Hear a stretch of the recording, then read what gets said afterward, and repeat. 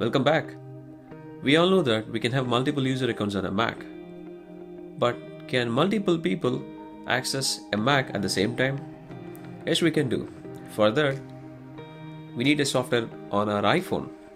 Little weird, right? Yes. There is an app on iOS called Remote Drive, which is like $4.99 USD, but it does a pretty good job if you want this feature.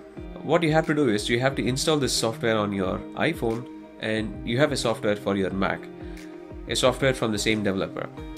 You need to pair them just like pairing two devices, and then you're all set. Once you pair these two softwares on your iPhone and on your Mac, then the next is using your iPhone, you can see everything that's on your Mac. Not just that, you can create a folder and file. You can even delete an existing folder and file. And what else you need? Let's check this out. I have this app on my iPhone called Remote Drive.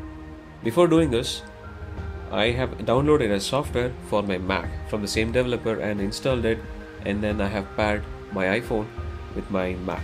The first and foremost thing is I have to be on the same Wi-Fi where my Mac is, and then I have to use this app and I have to be paired with my Mac. But I don't have to pair each and every time. If my Mac is up and running and connected to my Wi-Fi, then I'm all set. Anywhere at home, if I use my iPhone, I should be able to access my Mac. Here, I'm on my iPhone where I can see my MacBook, and I can see my Mac's hard drive, and I have to dig deeper to get into my desktop. Here you go.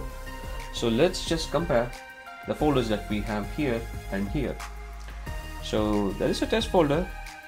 That's a folder that I create. So this is a file that I have on my Mac, which I'm able to view on my iPhone for testing.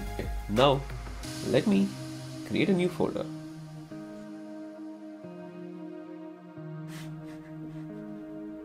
Where is the test folder? Here it is.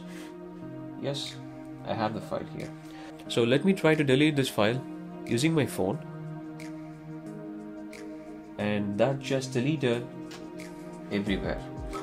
Little scary, right? You don't want to give this to your kids.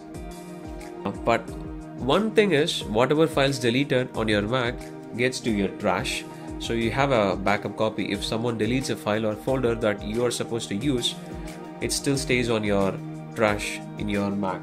So that does not get wiped out until and unless the Mac user deletes them from the trash.